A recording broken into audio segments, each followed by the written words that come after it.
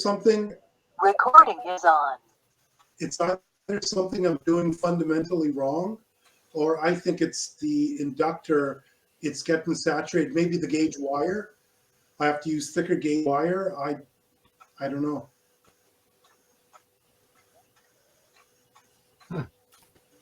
Interesting. Well, I think that's how heavy wire are you using? I'm using like I don't know, 24 gauge enamel. Nothing huge. 24, 20, 26 enamel. Is it getting hot? No, it doesn't get hot.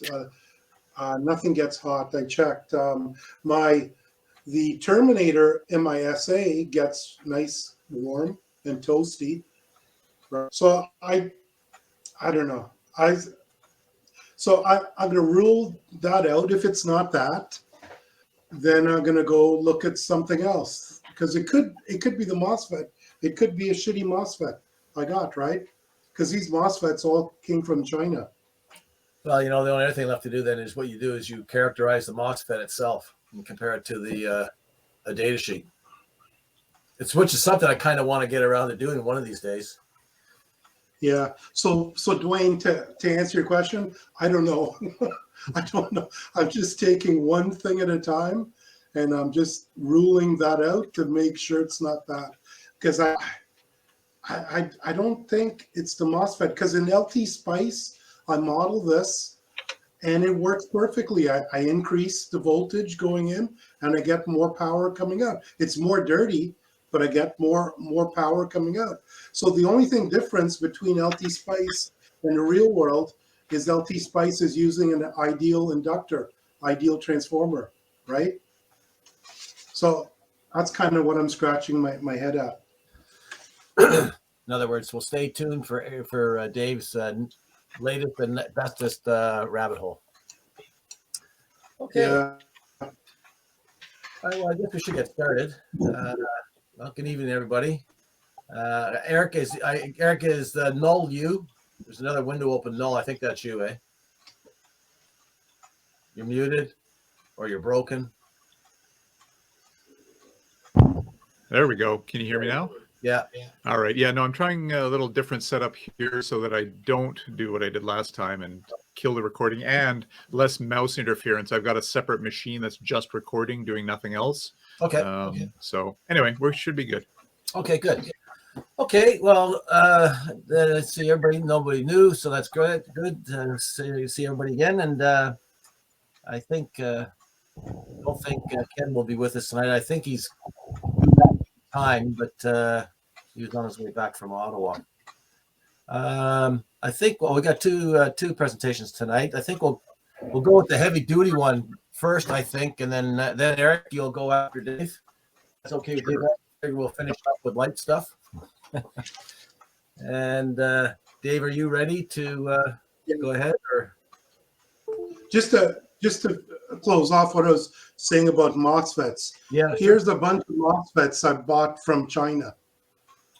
Okay, I bought all these MOSFETs. They're supposed to be IRF. I don't know if you could read that. IRF. They're RD16HHF1s. That's the MOSFET they used in CB radios, right?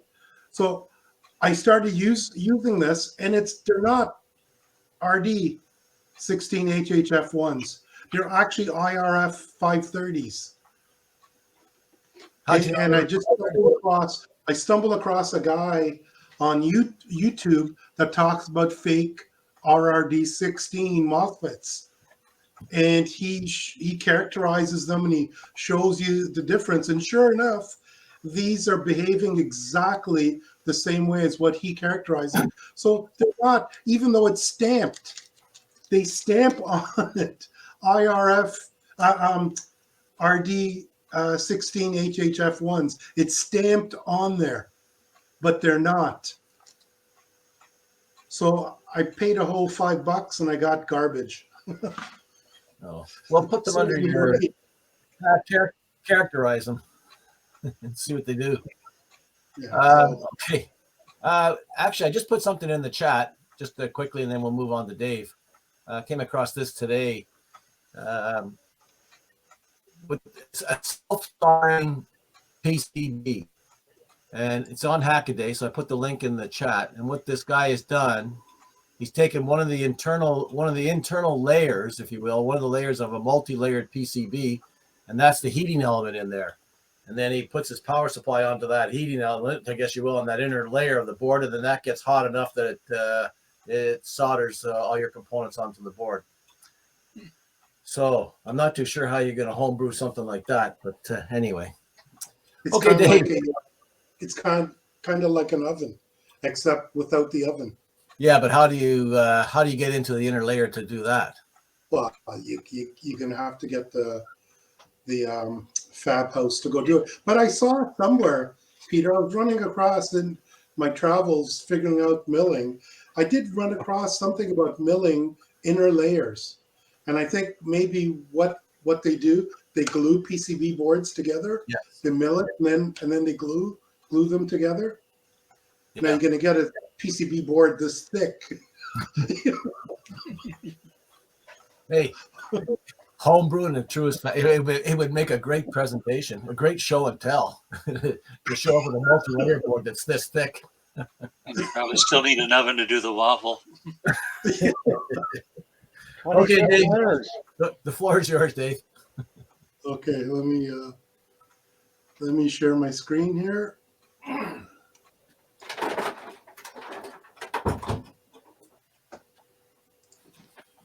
There, can you guys see my screen? Yep. Got it. Okay, can you see my mouse? Yep. Yep. Okay. Okay, so I did this presentation back here in November 2018. I kind of dusted it off.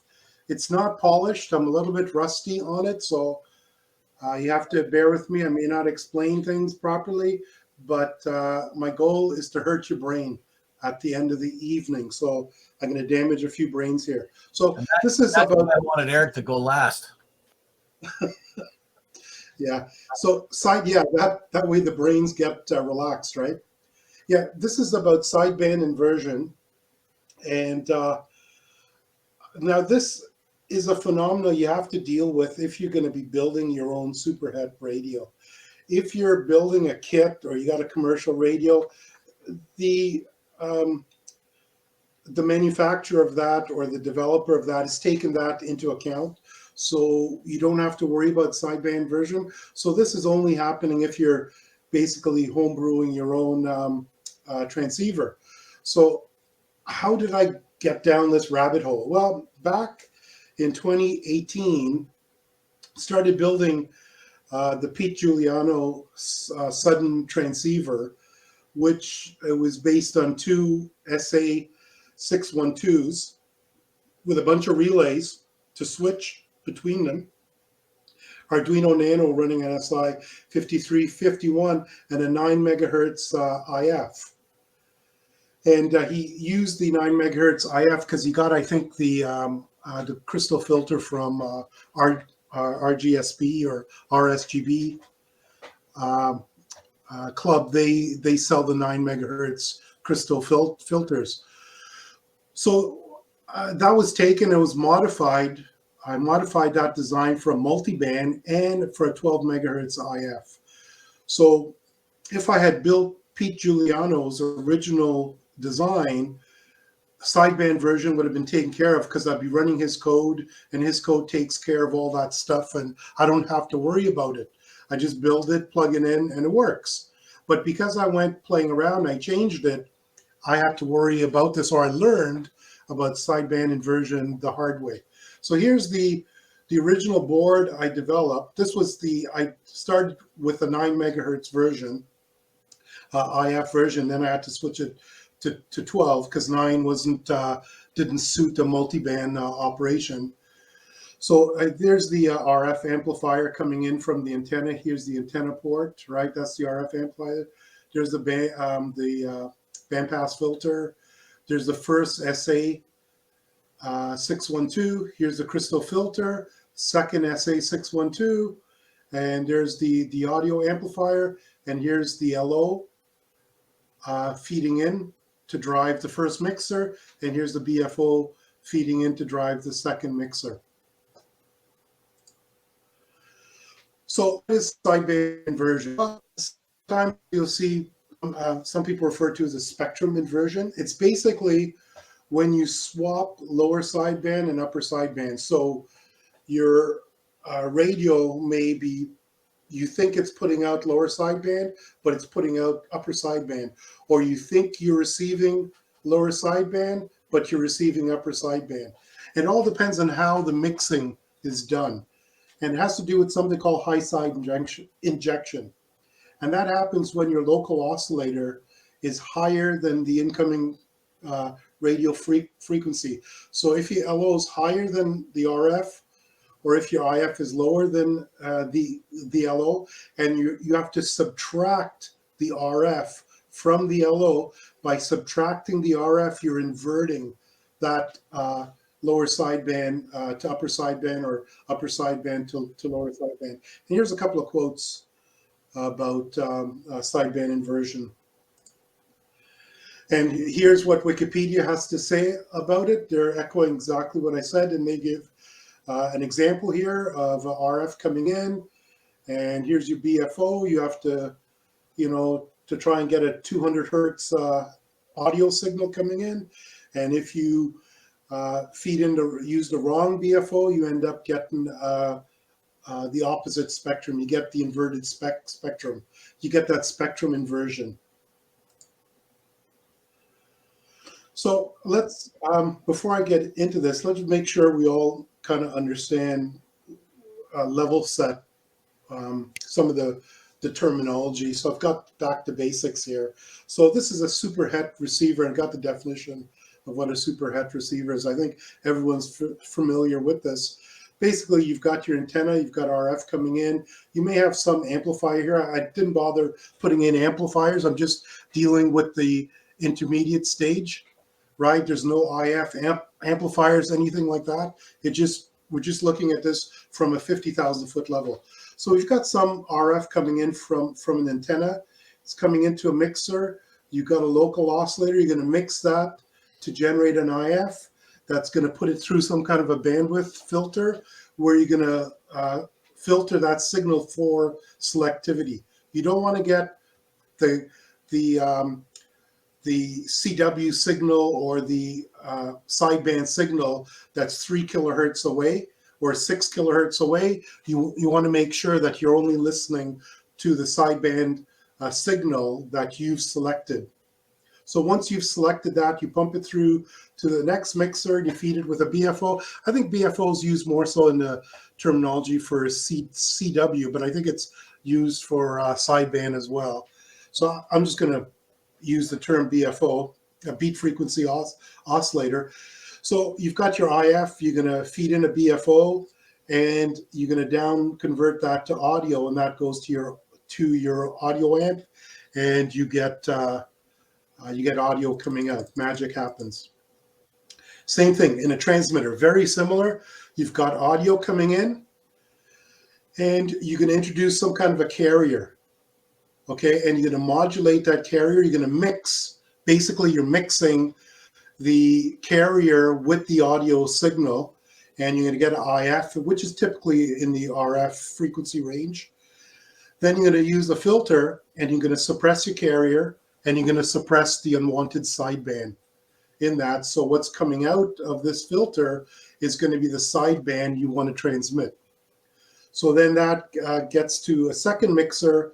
You can have another, you can have a local oscillator, some oscillator here that's going to lift that signal up or move that signal to the desired RF frequency you want, whether it's 40 or 20 or 10 or 80 meter, and then that goes out to the antenna. Now, again, I'm not showing any amplifiers here. There's no power amplifier. There's no IF amplifiers here. So I'm just showing this again from a 50,000 foot level.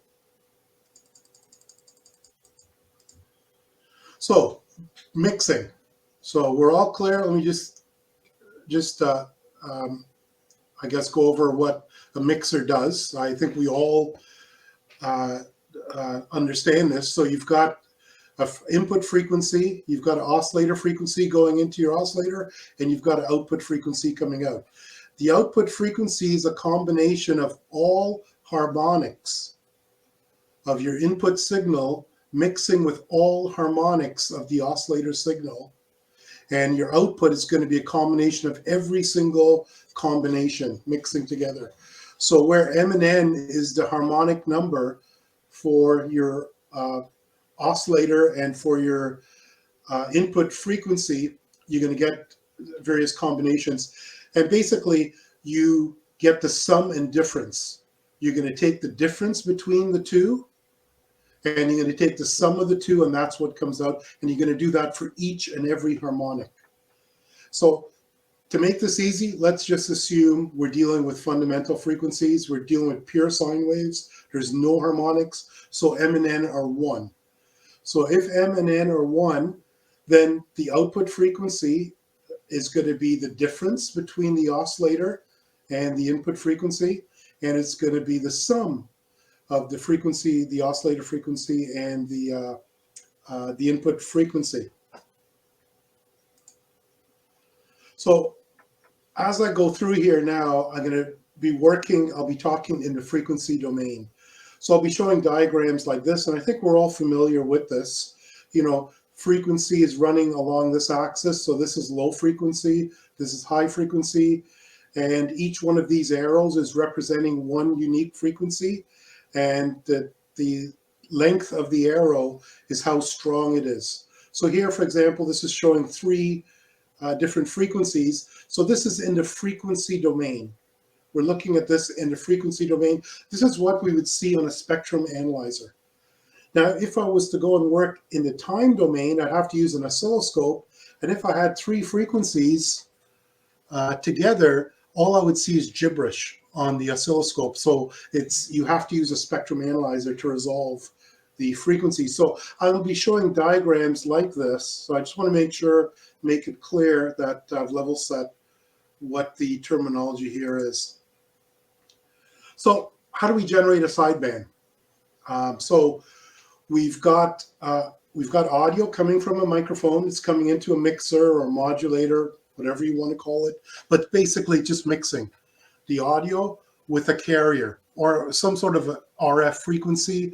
Usually I think most people say carrier. You're going to modulate it on a carrier. So now from mixing, you're going to get the sum and you're going to get the difference. So it's going to be the sum, if I'm going to call it FRF plus the audio, or the carrier plus the audio, and that's going to be my upper sideband.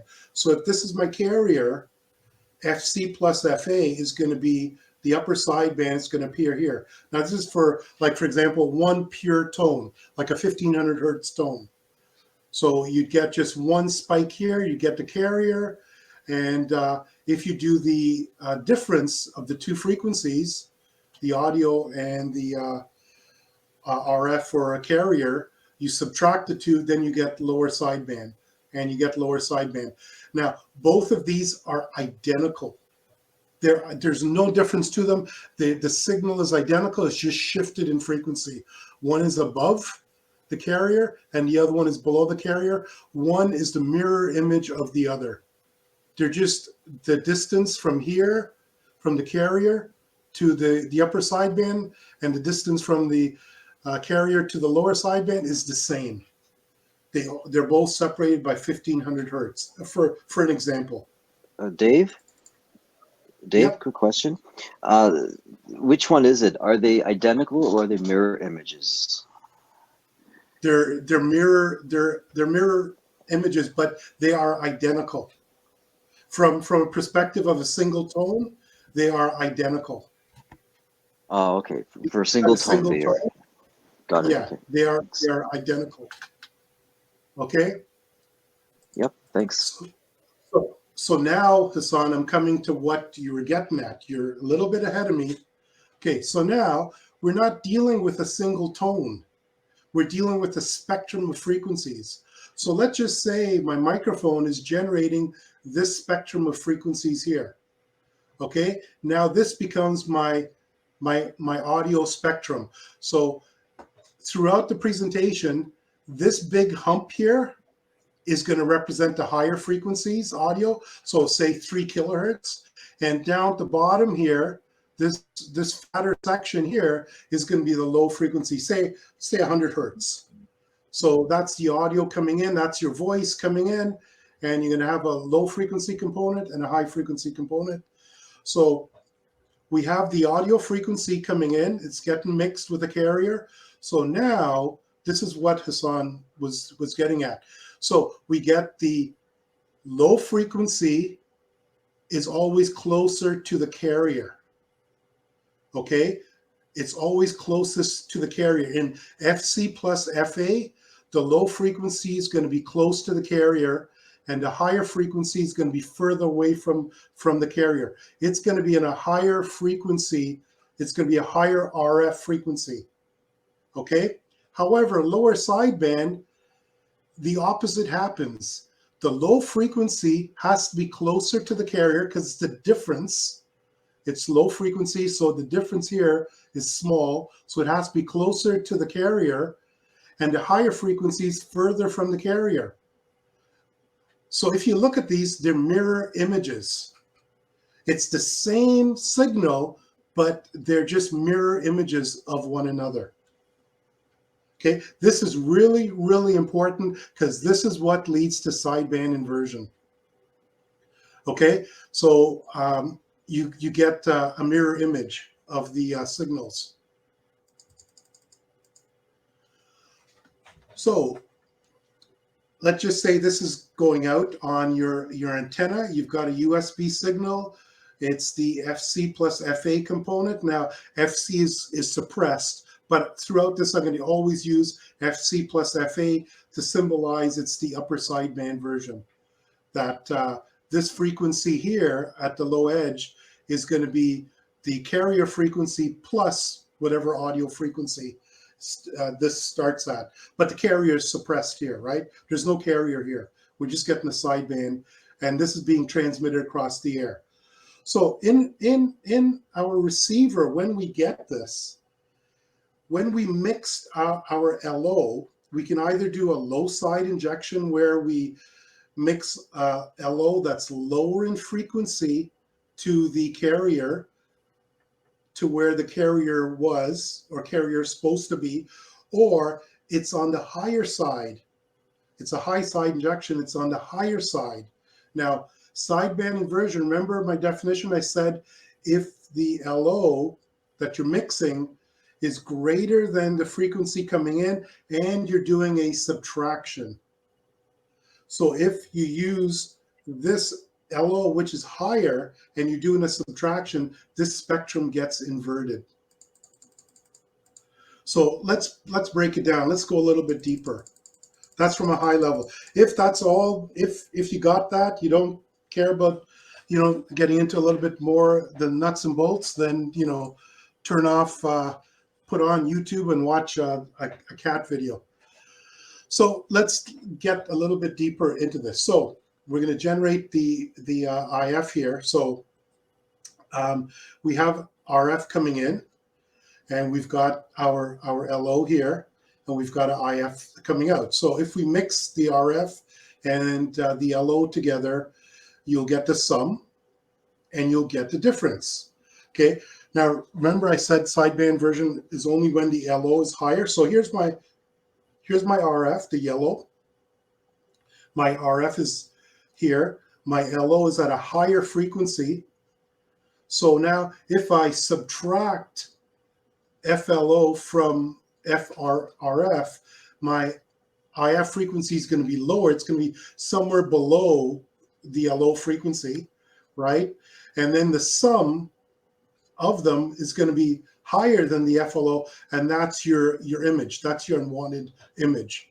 So if you subtract it, in this situation, if you subtract it, then you get sideband inversion.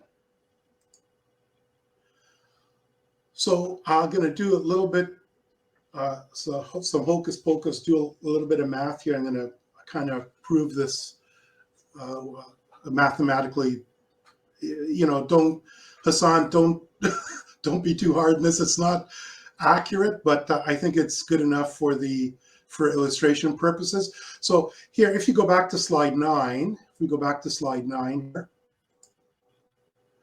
remember I said the modulated signal, we've got audio coming in. The modulated signal here is going to be the carrier plus FA for upper sideband, and it's going to be the carrier minus FA for lower sideband, right? So with that in mind, where am I? Here. So I'm here. So this is, I'm just restating what I said before. So I'm feeding in a modulated signal into a mixer. So let's just say that's the RF from the antenna. So that's got the carrier plus the audio, or the carrier minus the audio for upper or lower sideband. I'm going to feed in an oscillator. I'm going to have a frequency of my local oscillator feeding in here, and then I'm going to have an IF frequency coming out. So we would get the sum and difference. We get FLO plus IF is going to be FMD plus FLO, or it's going to be FLO minus FMD. It's the sum and difference. But as I said, it only happens with subtraction, if you're doing subtraction. So let's forget about the plus. Let's forget about the plus component. Let's focus on the minus mixing component. So in this case, your IF is going to be FLO plus F or minus FMD, but we have two cases. We've got upper sideband, we've got lower sideband. So it's going to be minus, for in the case of upper sideband, it's going to be FC plus FA. And for lower sideband, it's going to be FC minus FA. Now, if we expand it out, we'll get FLO minus FC minus FA. Remember the top one, this was USB, right? That was upper sideband. And we get FLO minus FC plus FA. If we just expand this out, no hocus pocus here, simple math.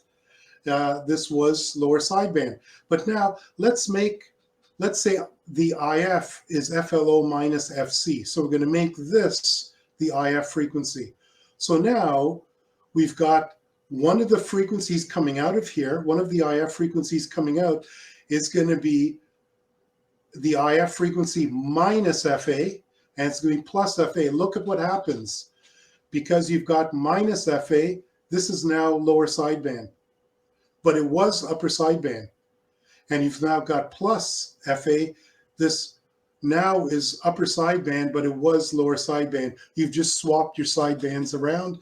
This is called sideband inversion, right? So now you've got here the plus is your upper sideband. It's here, but this was lower sideband.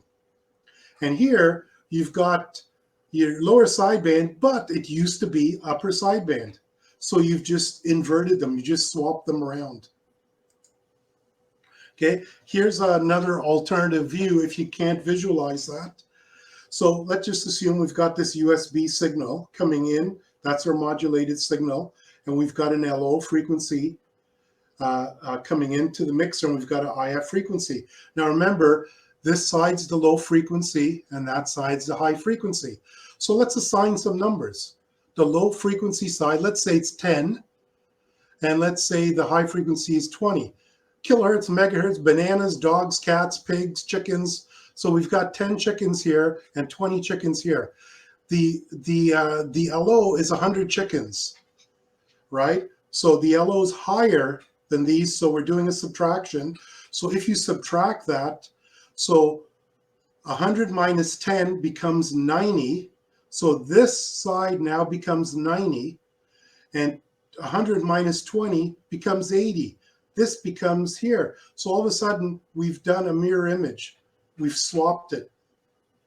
We've inverted upper sideband to become lower sideband. Because remember, lower sideband's the mirror image of the upper sideband. It's the mirror image, right? If we look at it, it's the mirror image.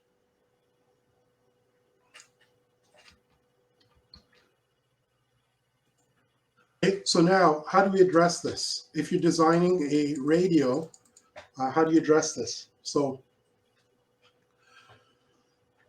in the transmitter, so again, you've got your upper sideband, lower sideband. Here's your upper sideband, lower sideband. When you transmit your radio, you got to make sure the radio is transmitting upper sideband. When you set upper sideband your radio and you key that mic, you want upper sideband coming out. You don't want lower sideband coming out, or vice versa. That really mess things up. It'll piss off a lot of people. So if you look at your transmitter, we've got our audio coming in, we've got our carrier, we're going to mix it, and basically what we're going to do is we're going to use our filter here to filter one of these sidebands, either the lower sideband or the upper sideband, and we're going to filter out the other sideband. So we need to shift the carrier. We need to shift the carrier such that the middle of this frequency is going to be right in the middle of this spectrum here, to only allow that spectrum to propagate.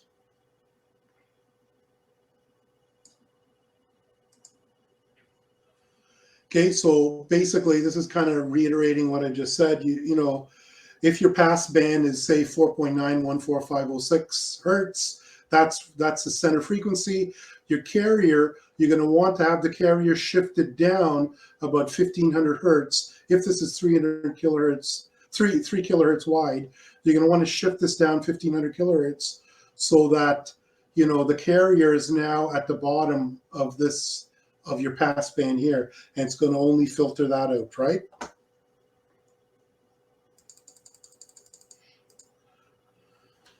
So that's all fine and good. However, that's all fine and good here.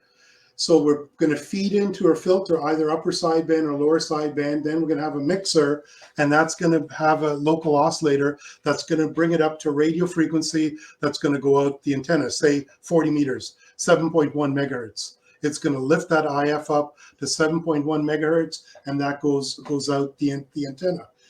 If you're doing high side injection here, that is, the LO is higher than your IF, this means this mixer is going to invert the spectrum. If lower sideband's coming in here, upper sideband's going to come out. So coming back to what I said about, you got to know the radio has got to transmit what it's supposed to transmit. In the case where this is going to do sideband inversion, you're going to want to feed in the opposite sideband into your filter, right? You're going to want, for example, if you want to transmit upper sideband, you're going to want to feed in lower sideband into the filter so it gets inverted and you get upper sideband coming out.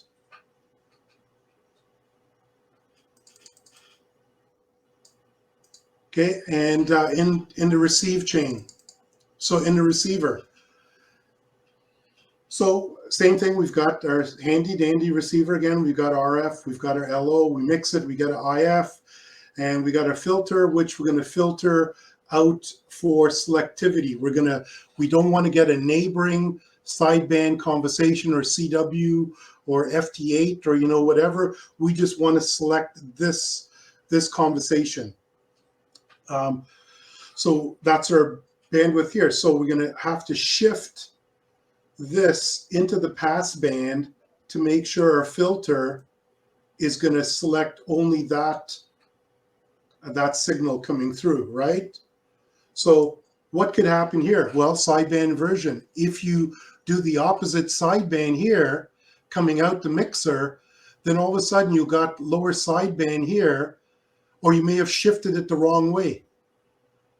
You may have shifted it thinking it's upper sideband, but it's actually lower sideband coming out, and you're supposed to shift this signal the opposite way. So that's the first thing. So you have to know whether this mixer is going to do sideband inversion. If it's going to do sideband inversion, the LO is higher than RF, and you're doing a subtraction, then you're going to want to make sure your bandwidth filter is filtering the opposite, because it's going to invert what's coming in here. Similar fashion with the, well, this is kind of, I guess, repeating it. So we've got upper sideband coming in, and we've got lower sideband. So now we have to shift this, instead of it shifting it up into this passband, we have to shift it down. So the lower sideband comes in the passband of your filter. Now, keep in mind, remember I said lower sideband, upper sideband is exactly the same. There's no difference. They're just a mirror image of one another. The conversation, the spectrum in there is exactly the same. So it doesn't matter if it's upper sideband or lower sideband, it's still the same. It just, you have to know how you're going to deal with it, how you're going to basically decode it. So now if this mixer here has done sideband inversion, so you've got upper sideband coming in here, it's lower sideband, you're feeding through this mixer, your BFO now, you have to introduce the BFO on the right side of it. For lower sideband, your BFO will be below the low frequency component here, right? It's going to be on the low side of it. But for lower sideband, this has to be now on the higher side, because this is kind of replacing the carrier. The carrier has to be close to the low frequency side, right? So if you put the BFO on the wrong side, if you put the BFO on this side here, thinking it's upper sideband, you're just going to get gibberish. You're not going to hear anything. It'll just be gibberish coming out. So you got to make sure that put your BFO on the correct side if the first mixer is doing sideband inversion. So that's it. We're all done. So does it make sense what I said? Yeah, it does. So if you cleared up a couple of concepts for me there, thank you. I'm just going through this because I've been digging into the receiver portion of things and trying to understand stuff, and I've come across the sideband inversion stuff. So this is very timely for me. Since I'm yakking now, maybe I'll ask you a question. Can you just quickly go over where that image frequency comes from for me, please? The image frequency is basically, as my understanding is, it's just the unwanted sideband. So you've got an image of what you've got. You've got the mirror image, and that is what you want to cancel out. Like you see that a lot in SDRs. They'll say, "Oh, you got an image. You got to reject your image." I think it's just the other mixing component. And it makes up what? It's like twice the frequency, or Well, Peter, don't get muddled up with twice the frequency. It's if you're looking at lower sideband, you're trying to decode lower sideband. The image is just the upper sideband. That's it. okay. So it's going to be whatever the carrier is. It's going to be the same distance off of the carrier. Fair enough. Okay. I don't think you can say it's going to be, this frequency 2 times it. No, because it depends where your carrier is, right? And how wide the signal is, right? I'll do more reading this one. If someone's got a better explanation, maybe chime in, please. Okay. Does anybody else have any comments or questions for Dave, please? Just The thing about that, Dave, is what you're looking at is the signal that's just within the IF bandpass. There is the actual imagery signal coming out of the mixer, which will be, you got like a 5 meg IF, and you've got a 10 meg LO. You're going to have 5 meg output, and you're going to have a 15 meg output. So you actually you're looking at the sideband inversion and this stuff. You're only looking within the IF bandpass response For the image. for the actual sideband inversion stuff. Right. Right. You're right, actually yes. going to have another image frequency that's going to be That's way out there. It's going to way out of the band pass Correct. that you're Yes, okay, going I to get it. ignore. I see what you're saying. That's, yeah, that makes sense, Dwayne. Yes, it's going to be outside the pass band, and that the nature of that filter, it's going to filter it out, so you don't have to worry about it. And that was the one I was referencing to, Dave, was the one that's outside the pass band. Right. Okay. So as Dwayne said, you don't have to worry about that because your filter is going to take that out. But in the case of like an SDR, you have to do some mathematics to make sure you're going to have to create a filter to only get that that IF, and you're going to reject that other image. You're right. You don't have to worry about it. But when you're going down these rabbit holes and you see a remark about an image frequency, even though you don't have to worry about it, it's there, and you start saying, well, how did it get there? You know, and you start going down that rabbit hole. Anyway, that's where I was coming from there. Any other comments or question? Just a thanks, Dave. That's very informative and excellent PowerPoint. I learned a lot. I wasn't really aware of inversion, so I'm enlightened. Thank you. The comment I find with the inversion is I was always aware that it's there, but I chose to ignore it. But since the Phoenix project came back on, I've had to pay attention to it. So sooner or later, you're going to have to pay attention to it, I think. But as I said, this, you don't have to worry about this, because if you're building a kit, you go and you buy Hans Summers or Farhan's kit, or you're building a Pete Giuliano rig or whoever's radio, and you're using their software and you're using their tech, they've accounted for this, so you don't have to worry about it.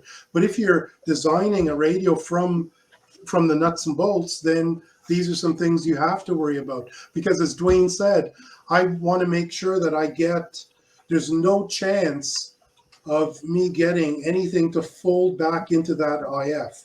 So I don't want to use a local oscillator lower in frequency, especially when I could get some kind of a spur, some kind of a harmonic coming back into it.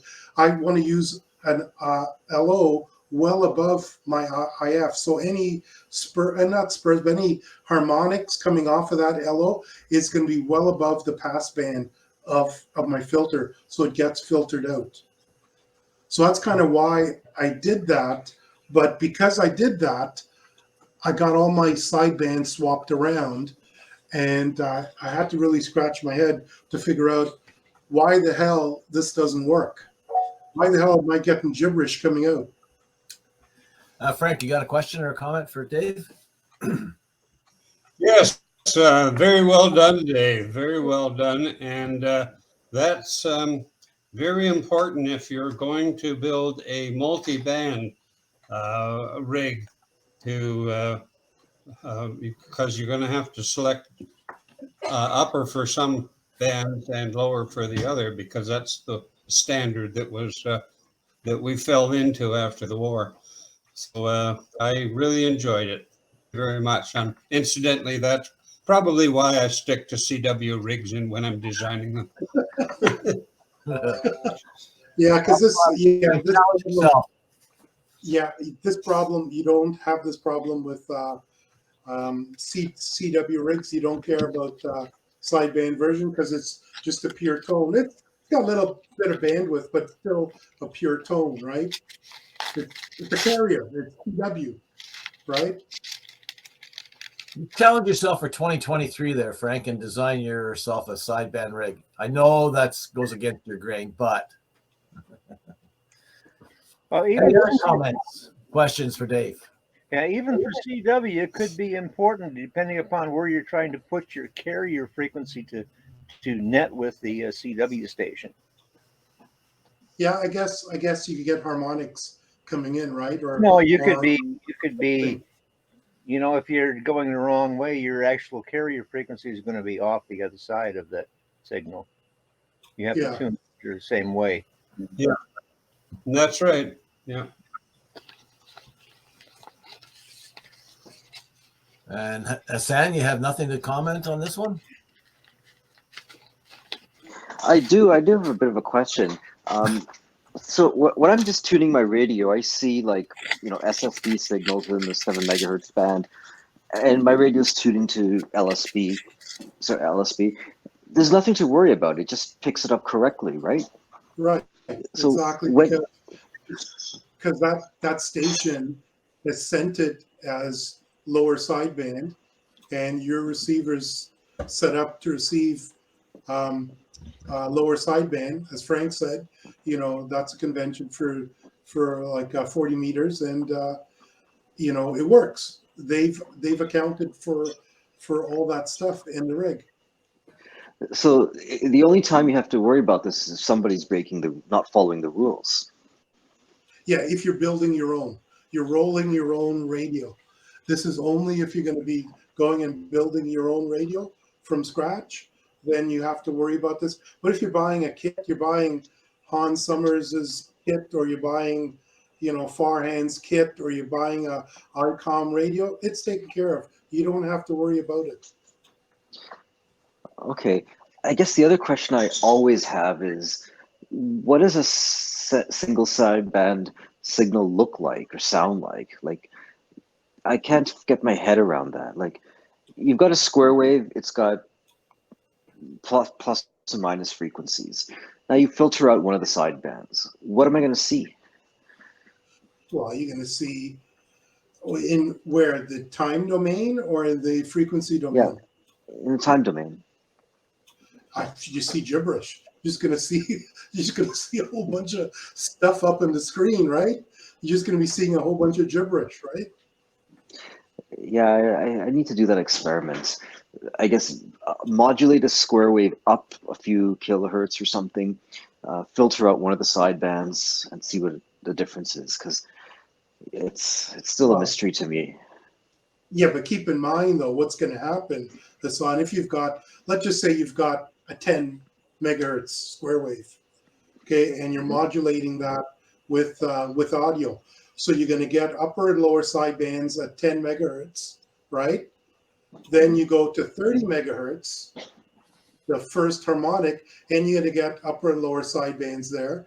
And you go to, what's the next one, 50 megahertz? You're going to get upper and lower sidebands at 50 megahertz, and at 70 megahertz, you're going to get that. But it's all going to be slowly diminishing, right? Yeah, So each actually, fundamental, each harmonic is going to mix independently with the audio. Okay, so you'll just see a bunch of different, right? Okay, yeah. Now in our case, that's what happens when we use the SI 5351. It's a square wave generator, but because we've got a crystal filter with sharp sides, right, and the skirts really come down low, it filters out all that high frequency harmonic stuff. It's going to just take that, as Dwayne said, it's going to just attenuate all that nonsense. So you're only going to get the fundamental frequency coming through. Or wait, if another way to think of it is, if you've got a sine wave at like, whatever, 1 kilohertz, a 1 kilohertz sine wave at baseband, you're going to have the frequency is going to look like two spikes, one at +1, one at -1 kilohertz, right? So now you mix that thing up to a megahertz, you're going to have 1.01 megahertz and 1.99 megahertz, right? Plus or minus a kilohertz. Yeah. So now you have two waves there. So they're going to beat, and you're going to see this kind of modulating envelope, right? But isn't that negative on the other side? Isn't that just a mathematical anomaly? Is that real, Hassan? Or is that just a real. mathematical? No, it's real when you mix it up. At that point, it becomes real. Okay, because all this stuff I've seen about Fourier transforms and signals mixing, they always say it's a circular, it wraps around. So the negative side is just basically the signal wrapping around. The thing is, if you're at baseband, so you've got a baseband signal, the negative frequency is practically invisible. But when you mix it upwards, you get the negative frequency becomes real all of a sudden. It's no longer negative. You add like your carrier to it. So now it's FC plus a kilohertz, FC minus. Okay. Yeah. Okay. That's actually, so when you do the subtraction and you're subtracting that that oscillator, you're using the negative image as your frequency. Well, it becomes a real frequency, and I mean that's Right. that's Okay. that's. Yes. Okay. That makes sense. That makes And sense. so it actually takes up spectrum. So, but the thing is, two sine waves close in frequency, they'll look like what you'll see is kind of you'll see like a high frequency wave and a low frequency, the sum and difference of those. You'll see those two waves. Yeah, and Did I get that right? That's a good question, Hassan, because I don't think the plus and minus actually mix together in the mixer. It just the plus and minus mix with the other frequency, but they don't mix between themselves. Because I've never seen that, because then you would get twice the frequency, right? I think you do. When you mix a signal, you get twice the frequency, don't you? No, And then well, no, but okay. You get the sum and difference. Oh, wait, so you get the sum and difference. Yeah, the sum is going to be 0. The difference is going to be twice the frequency. So if you take a sine wave and you put it through a nonlinear device, aka a mixer, you get like a chopped sine wave, a rectified sine wave, and that has twice the frequency, plus a whole bunch of other components. So yeah, you do get twice the frequency. So you do get them mixing together. You do, yeah. The plus and minus of any signal will mix together if you run it through a mixer. Well, or a nonlinear element in this case. Yeah. Because I asked back when, Peter, back when I was writing that IF analysis program that you were playing around with, I asked a few people about that, and I never got a straight answer to say, can the LO frequency coming in mix with itself, and you've got an artifact coming out from that, or is it only going to mix with No, the other LO. frequency? Yeah, but cannot the negative or the minus frequency mix with the LO, or the plus? You know, the difference, or the plus, the difference frequencies mix with the LO as well. Yeah, of course it can. Yeah, of course. Yes, the IF that you're going to generate is going to mix with the LO coming in. But guess what? That's going to be way outside your passband, right? Yes, but that's correct. And it'll also mix with the RF as well, too, right? Everything mixes with everything. Yeah. The signal mixes with itself. When you pass it through a nonlinear device, which is what a mixer is essentially, it just everything gets garbled and mixed And up. And Peter, that's what I did with my IF analysis program. I assumed everything mixes together, and that's why you have to select either 3 or 5 harmonics. So you could mix up to 3 harmonics. It's going to assume it's going to mix itself plus 3 harmonics, and all those harmonics are going to mix together, and you're going to mix with the other harmonics. And to do that in your head or on a spreadsheet, you can't do it. You have to do it with 2 large loops, right? In software, where you loop through and you multiply all the various combinations, right? That's why I wrote that program, to go through all the various combinations to make sure nothing folds back into the IF. So to make sure I'm clear then, in this example then, the difference frequency can also mix with an LO. Yes. Okay. So what Hassan is saying, you know, if you look at the LO coming in, let's just assume it's a 1 megahertz sine wave, okay, coming in. He's saying that's actually 1 megahertz and minus 1 megahertz in the mixer, right? Yes. The way I kind of visualize it, it's because when you mix, you're subtracting it and you're adding it. So you got to have that negative sine wave in the mixer. Hassan explains it differently. He says it's because of the diodes chopping up the signal. Because you're chopping up the signal, you're going to generate that twice the frequency. Yeah, it's all related. It's the same phenomenon, though. Yeah, because a mixer is basically a summer plus a diode, right? Or any nonlinearity will do the same trick. Like even a threshold device that takes the positive half of a signal and throws away the negative half. That's an ideal diode essentially. But So your mixer or your nonlinear device is actually a multiplier, and it's multiplying those two waves that are coming.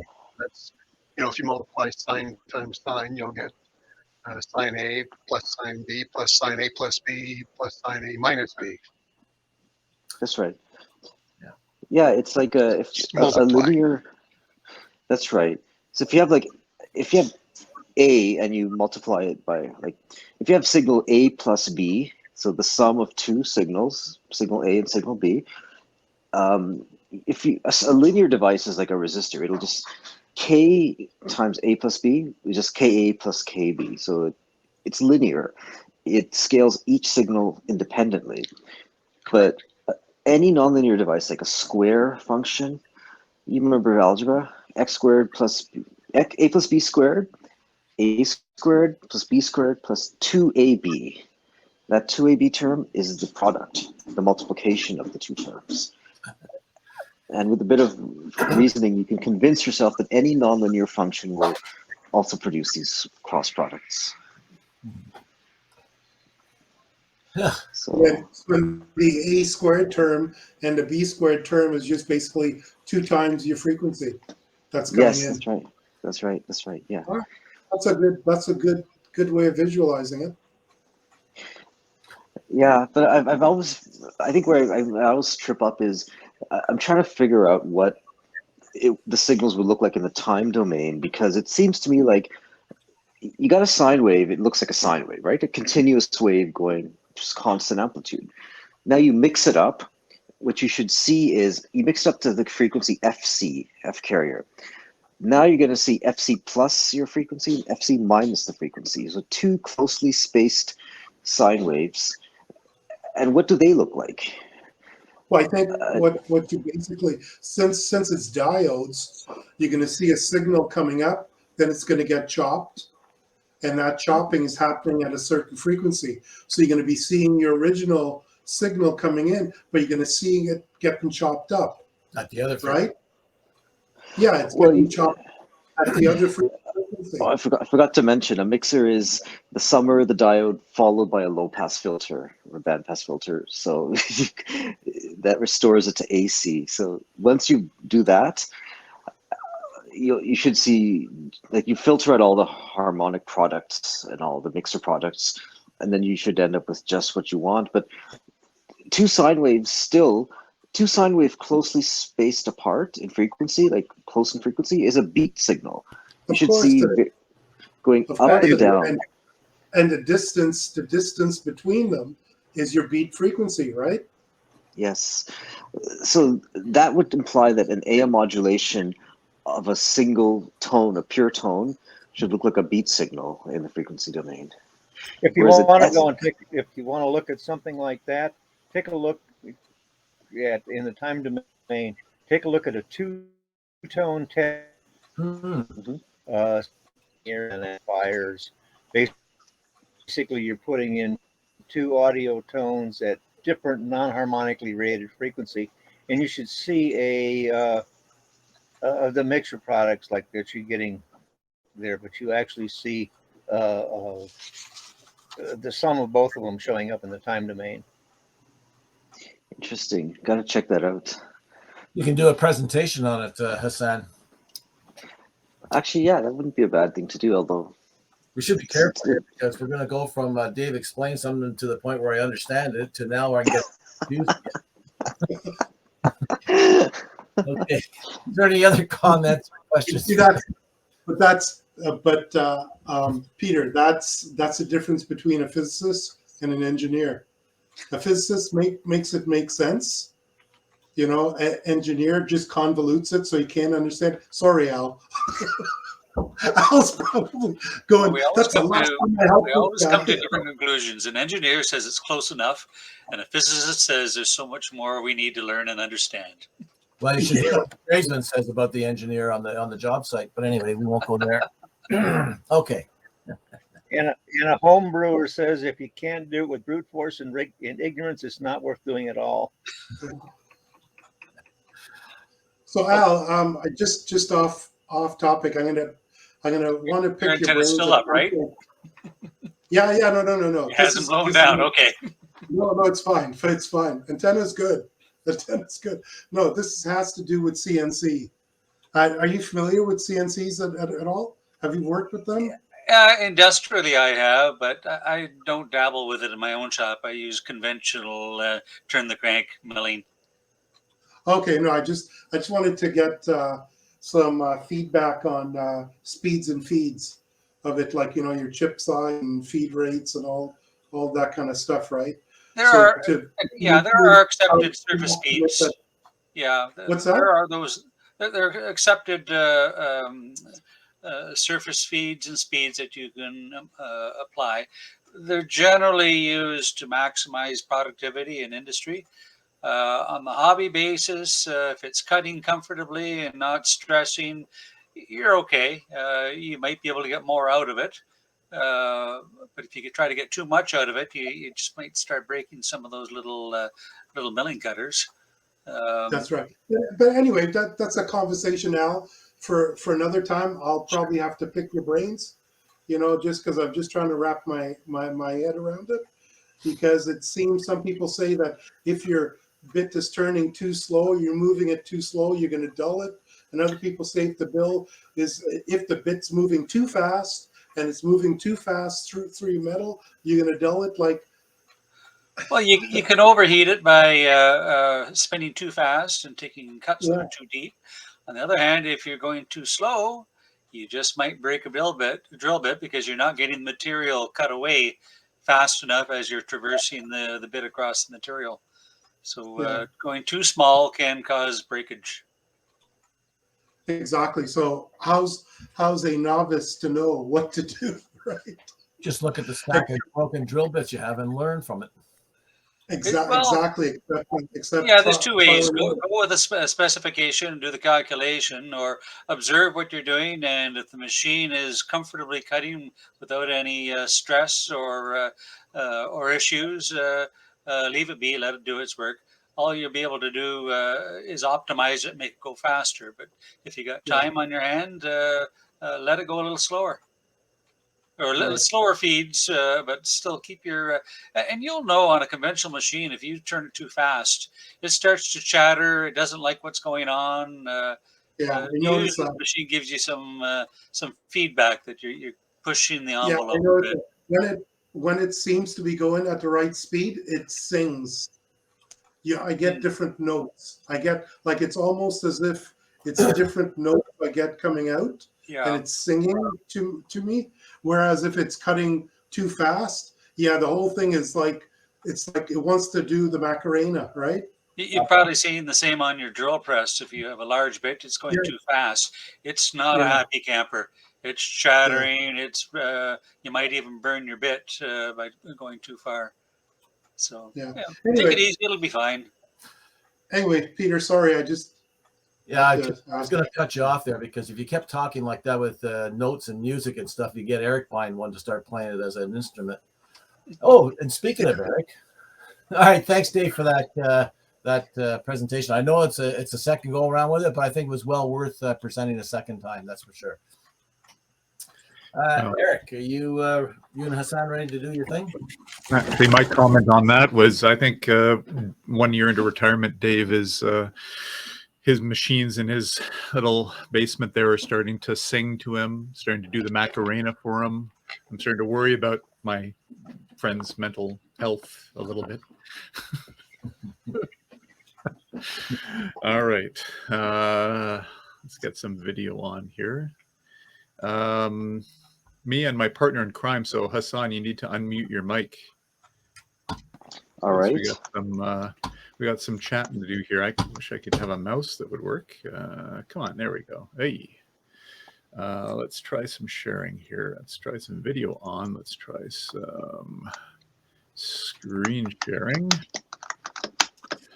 and let's see how this looks. All right, that looks good to me. Okay. Where's the antenna? Antenna. It's being hoisted by the end of the crane. Is that the vertical antenna hanging down from that mast? We tried loading it up while we were there, believe it or not. So, and then the guy chased us off with a pitchfork, with a rail tie. So, all right. So yeah, this was a visit to the Ontario Steam Heritage Museum. I forget the date on that. January the I don't know, whatever it was, earlier in the month. It was, yeah, sorry, it was the Saturday that we went, 7th, I think, maybe. It was right after New Year's, first Saturday after New Year's. But anyway, regardless, doesn't matter. Beautiful day, actually, a little chilly. We were outside for part of the trip, but just south of Guelph in a little village named Puslinch. And definitely 4 hours well spent, I would say. And I think, Hassan, you would agree, it was quite the amazing place. Oh, yes. So, yeah, this is one of the first few things, parking right just adjacent to the parking lot. But as mentioned in the posting in the groups.io, this place is more of a workshop than a museum. You'll see some interior shots, but this is an active place. There's things happening in every corner of this property. So, guy has many dozens of acres, and essentially has built all of this as a labor of love. His name is Wayne Fisher.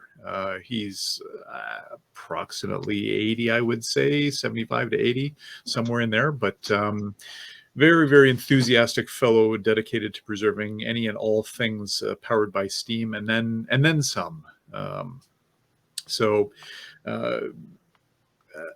I don't remember a lot of the heritage of this particular piece we were looking at, but Hassan, feel free to jump in if you recall anything. But I know it was, or is, one of a very few steam rail equipment, steam powered rail equipment, crane rail equipment that's still exists, that hasn't been scrapped, melted down, what have you. So I remember this. This was used in, I think, the Abitibi mine somewhere up north for some kind of a paper mill or something.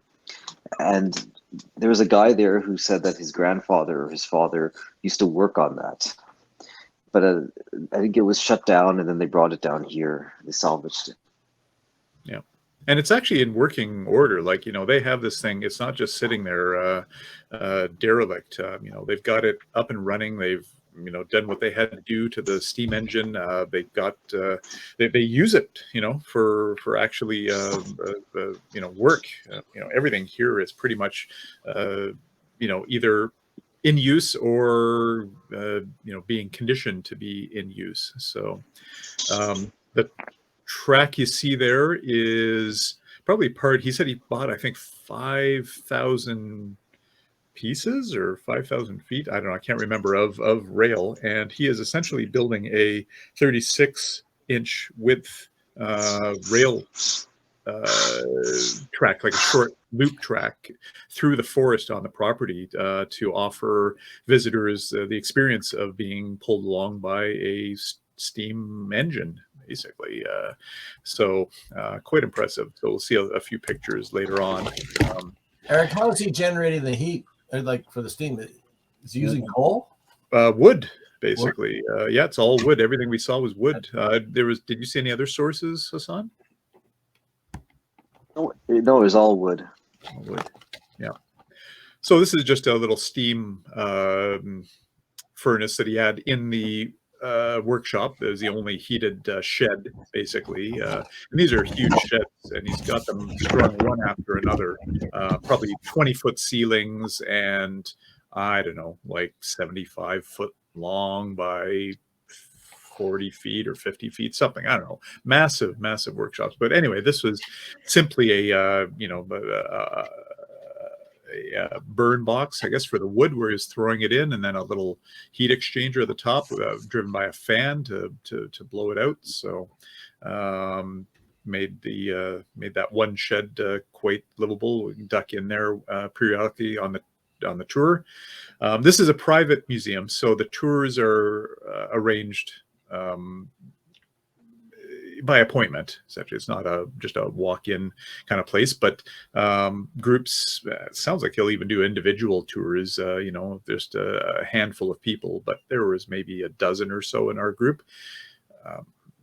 But yeah, quite the place, and he loves doing it. You can tell Wayne just loves to talk about this. It's more for him, I think, almost than the visitors. So this is an example of preliminary cuts being made in the forest to accommodate the train tracks that are being laid down. So initial steps there. I don't think we got a picture of the actual tracks that he's laid, but he actually has a contact place that will do the bending to the appropriate radius that's necessary for all the tracks. So it's pardon me, but full steam ahead for this guy. He's got a vision here, and he says, he knows his mortality. He says, if I croak, I know that this place is established now. It's a registered charity, so any donations are now officially recognized, and I guess that just sort of builds on itself. It's definitely hit critical mass here. So one of the first things he did is took the group on a steam-powered steam-powered tractor. You can see the name there, Sawyer Massey, big name in steam engines back whenever 80 to 100 years ago. So he gives a little pep talk and then go on a 15-minute tour through the bush just on a trail. So on the back of a wagon. So I don't know if the audio is going to come through here or not, but we'll see how this works. Somebody give me a thumbs up if you hear audio. An error has occurred. Well, I guess not. I'm not sure why that is, but perhaps that does not come through in translation on this. But anyway, that was pretty much him, just a little brief toot on the horn and on the steam whistle, I should say, not the horn, the steam whistle. A little bit of a closer up view of the tractor, although there's more of that coming. There's another crane that was just adjacent, work crane. So that's the engine that pulled us along. So we managed to get as close as you wanted to. It's a shame that the video isn't working, but there was definitely some pretty neat video and things to look at up close. That's Wayne there, up in front and center, I guess, doing a little talk. I think this is a video too, so this is probably going to wink out as well, I'm assuming. Yeah, it's again seeing some of this video in seeing the engine running is kind of neat. So, but yeah, I guess it's just a little bit too much to ask for this to come through. Anyway. Again, a little bit of a closer look at all of the components there. Single piston. He explained a lot of the, how things worked, all the little linkages and devices that are used to control, prevent runaway steam processes from occurring. Kind of fascinating overview of how all this technology evolved and so anyway, there you go. Oh, even closer.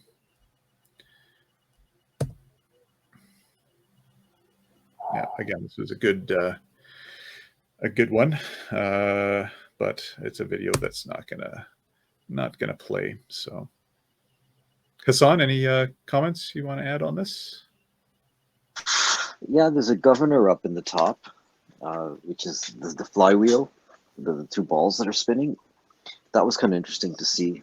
And this steam engine ran so quietly. It was well lubricated with animal fat, tallow, and grease, and it was amazing. It was perfectly smooth and silent.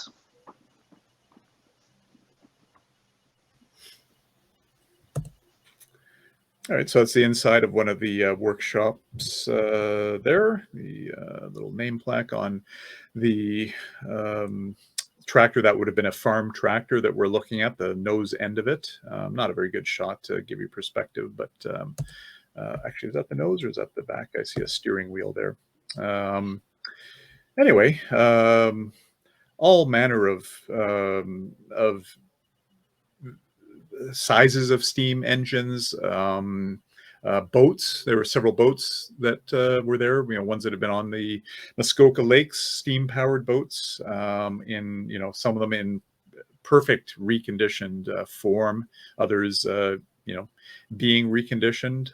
Lots of volunteers that come through this. These workshops, they bring their own equipment in and work on it. Again, like I said, more of a workshop than a museum. Every kind of machine shop tool that you can think of is present here, and a very well equipped. So that gives you a little bit more perspective on. And again, this is just one of the probably half dozen buildings that just kind of one of these places that you just go through an entrance or passageway to another and another, and it's like, when is this going to end? So Hassan got some really good shots here, showing the just how well the tooling, there's like locomotive grade tools in here for working on some of the steam equipment. And all the parts for fabrication, you name it. If you're into working on machine shop type thing, this is a place to be. So lathes, mills, biggest vise I've ever seen. Again, there's a I believe they're building it up from scratch, a steam engine there. You can see the chassis that they're working on, whatever, I guess the box has been removed from it. It's over to the left of the screen. And the flywheels on some of these things are enormous too. Again, I don't think we got a shot of it in these, but one of them is like 7 feet in diameter. Just amazing sizes of machine. And, he was saying he'll get calls from, like, everybody knows, everybody who has steam equipment knows this guy's name, and that he's sort of the repository for the history of it. So you have a community college that has a steam program that they're phasing out, and he'll get a call saying, hey, we got this stuff, we're going to scrap it unless you're interested in it. He's often there, he says, the next day, loading it up into trailers and bringing it to the shop here. So this fellow here that went on the right, he is actually a pilot, Air Canada, if I'm not mistaken. But this is his machine that he works on and takes to various fairs. There's a number of steam era fairs around the province that occur. They go to maybe about half a dozen of the dozen shows, and these things all get floated to the shows, and then driven down to show off, basically. So anyway, here's an example of a volunteer who comes in and just utilizes the facilities to work on his stuff. So somebody asked Wayne, where do you get where's the money come from this? He says, well, it's mostly out of my pocket, as far as the infrastructure, and then it's donations, both of equipment, time, money. There's no fee for doing this tour. It was all just, donate what you can. So anyway, so No, that's not the one I was thinking of. Yep. So I think you might have taken that one yourself, that shot, Hassan. I'm not sure if that has significance for you. Yes, I think this was part of some historical thing. I forgot what it is. Yeah. Electricity generators, right? Steam powered. He was explaining back in the day, a lot of businesses before there was a grid to attach to. If you were in manufacturing, we had electricity, but there was no means to transport it. So you generated your own electricity on site. So he had a lot of things that were, basically just steam powered electricity generators. Something that's a little hard to fathom these days, but there you go. So again, just tools and tools and tools, oodles of tools. I assume that's road building equipment of some sort. Can't remember particularly this, but what was he saying, Hassan? Something about the steam powered stuff was the duty cycle on it was in excess, of any of the stuff that came. That a lot of the stuff just was kept in use for decades after diesel powered things were being used. This is a steamroller, and I think the beauty of that is with a steam engine they still use them today. So I think you go all the way on the road, then you can switch a lever and it'll instantly reverse. Whereas in a diesel powered one, there's a transmission, there's a gear shift, and while you're shifting gears, there's like a second delay and the thing will sink into the road, like a bump, a dip. So steam rollers were much better because they would reverse on a dime. Yeah, that was it. You're right. Yep. So there you go. Oh, there you go. There's, I think, that 7-foot wheel I was talking about, just massive. I mean, he's got a channel in the concrete floor there for it to operate in. So massive. The one behind that guy in the cap there is a steam electric motor generator. Yeah, I think it's a 1 ton or 1 ton engine, but it needs a 5-ton concrete base. So this goes to show that even in steam, there's an importance of ground planes, good grounding. You have to put your engine on a proper ground plane.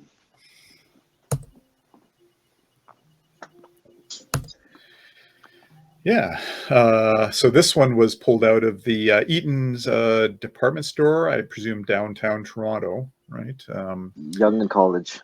Or Young College, yeah. So again, this back in the days when you had to generate your own electricity, this would be in the basement of the Eaton's department store. And this was all of the switches, meters, breakers, all of that, fuses, I should say, involved with the power generation and distribution throughout these stores. So if you look close at some of the labels on these, you're seeing things like College Street lighting, like window display lighting, that kind of thing, or third floor, women's fashion, overhead lights, that kind of thing. So pretty cool. And he's, basically it's a mock-up. These aren't attached to anything, but somehow got these. And again, it's related to the steam generation that was used in part of this. He's got some Edison bulbs to illuminate the meters up at the top. Not the ones, the circular ones, but if we got a good shot of one or not. But anyway, pretty cool. This is looking, I guess, the brushes on the DC motor impressed you here, Hassan. I think that's your shot. Yes, that's right. The wiring and the brushes. Yeah, like just massive. The stuff that was welded together and all of that. So there we go. So there you can see the channel and the floor there, just the extent that and the I would say professionalism of this place. Like everything is got its place. You can tell he's a bit of a perfectionist. So the bases that everything's mounted on, and wow, just everything. So.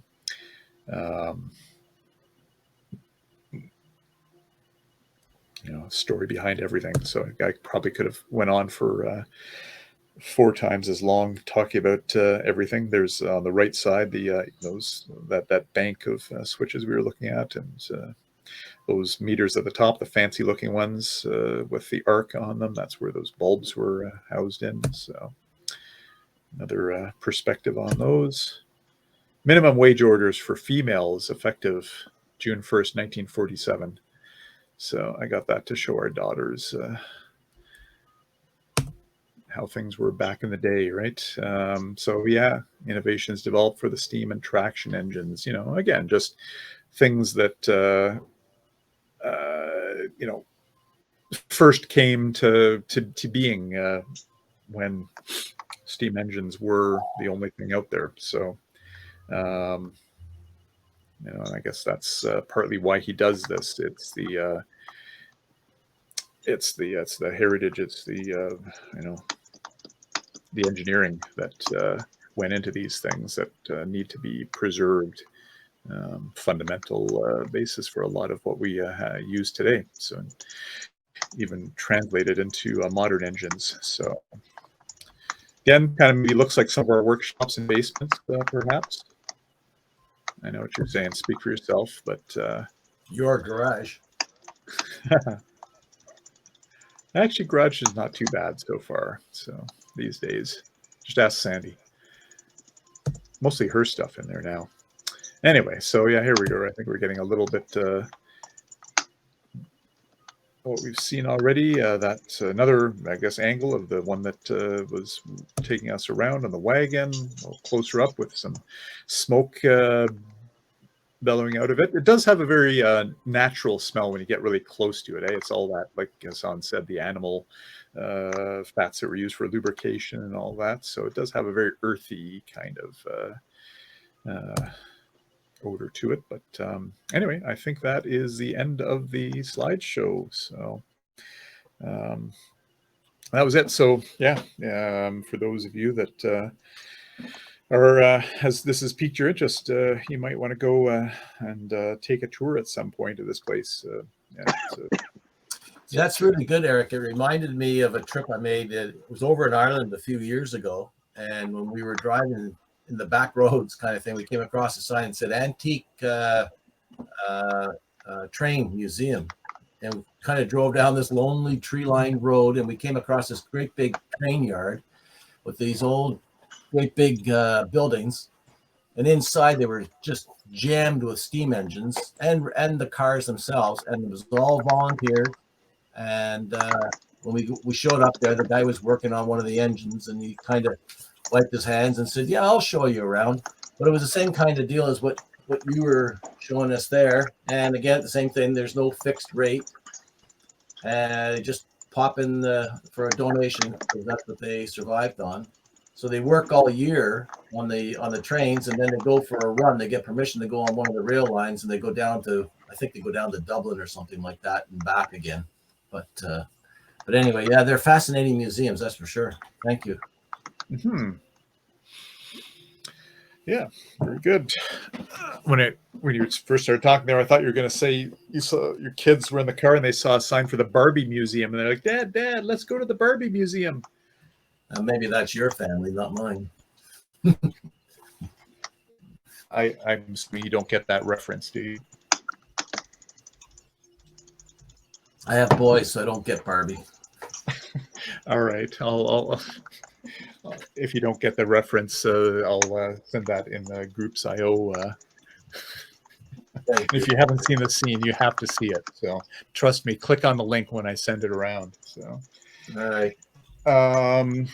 Speaking of museum visits, today was supposed to have been the day that we went to the Hammond Museum of Radio, but that did not occur. Too many people had scheduling conflicts, so I guess I could stop my screen sharing here now. So yeah, too many scheduling conflicts made it a no-go. And so I was speaking with the curator. She said the next week is not really good. Their year end or something happening that administratively makes it awkward. So we're looking at rescheduling perhaps for February, since I guess next week is the last week of the month. So In February when you're in Florida? well, after that, so end of February. Yeah, I already looked at my calendar. So I don't know, end of February, if that works, like the 27th, we'll keep it as a Wednesday. So maybe I'll just put it out there in a Groups IO message or poll, February 27th or March 1st, something like that. And maybe,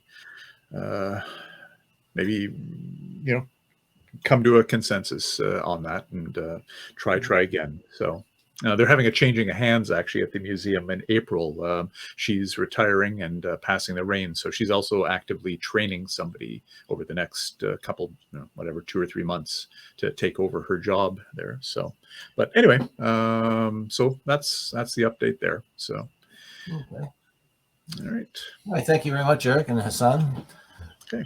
Does anybody else have any comments? Comments, queries, questions on anything? What we've seen tonight or otherwise? Well, I will comment on the steam. Go ahead. That was absolutely wonderful. I wish I had been able to be there. I'm impressed that they actually operate. It's very hard to get anybody to operate steam engines anymore. So that was a great dive. Thank you. Okay. Yeah, you're welcome. Any other comment? Oh, sorry about that. I just inherited the dog again. Any other comments, queries? Okay. When is our next kit building going to be? When's our next what? Sorry, Jerry? Kit building? We don't have an update on that one, except for the latest versions of the boards are now in the hands of a couple people for building, and hopefully, I think there's a couple of little minor changes that'll have to go into the design there, and then I think the boards will be ready to move forward. Dave. Yeah, I'm just curious. That's a good question, Jerry. Just makes me think maybe we could do just an informal poll, Peter, and see how many people would be interested in actually building that kit. Okay. Well, there's the latest board for the DCR project. Obviously, I haven't got around to putting it together, but yeah, go ahead, Cherry. That's good to see. Thank you. Do you want to do a poll on the IO, Dave, or do you want to just see who's present? No, why don't we just do a round table? Are we done? Why don't we just do a quick round table and just ask each person, say, are you interested in building or not? Okay. Eric. Or ask in person or virtual. Okay. Eric, in person or virtual? Buildathon.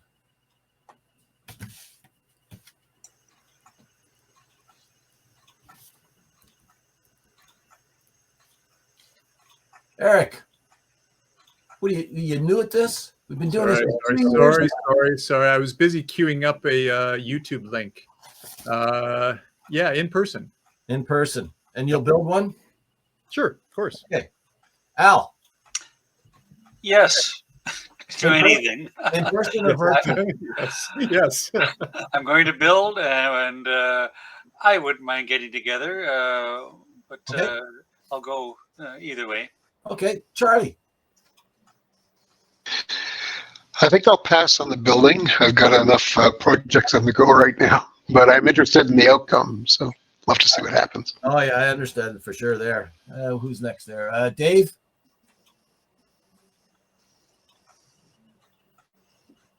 In person. Okay.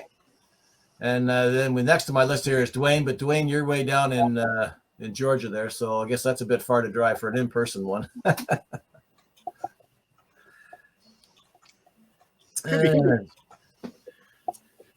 Frank. Yes, I'd love to get a hold of the kid.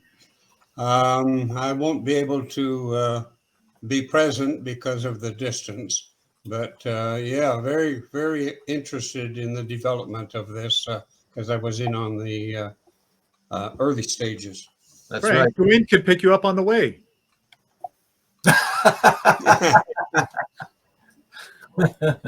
That's right. Hassan. Collection.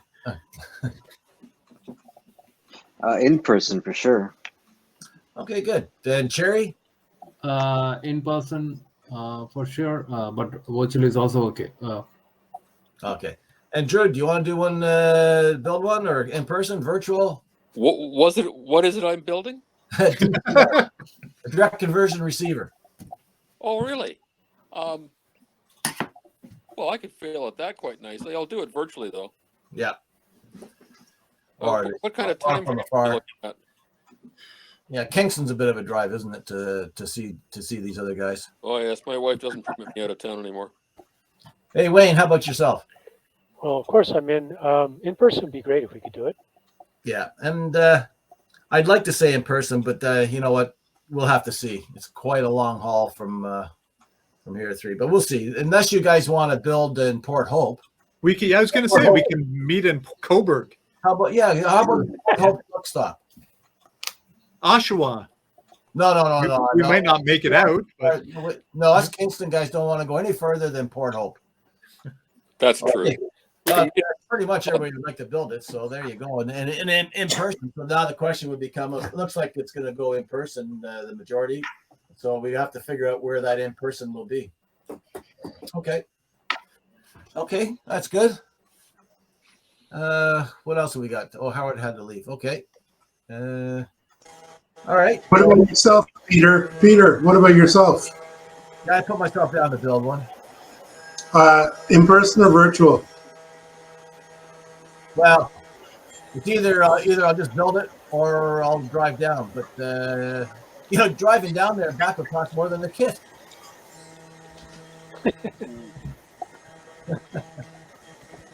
Either way, I'll build it. But okay. Any other comments, questions before we go? I've got a YouTube link to share. Oh, sure. I see Dave is busy milling again.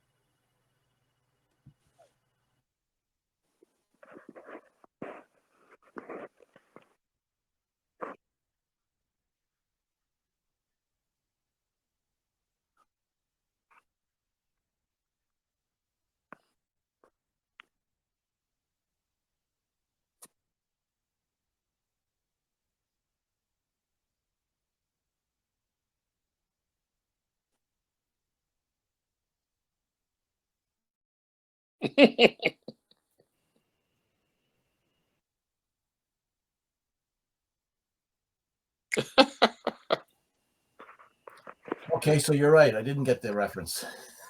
Know where you find this. Okay. And on that note, Was there a video with that? All I got was audio. Oh, there was a video with that. there was a video, but I didn't catch it at the beginning. It was down at the bottom of the Okay. screen.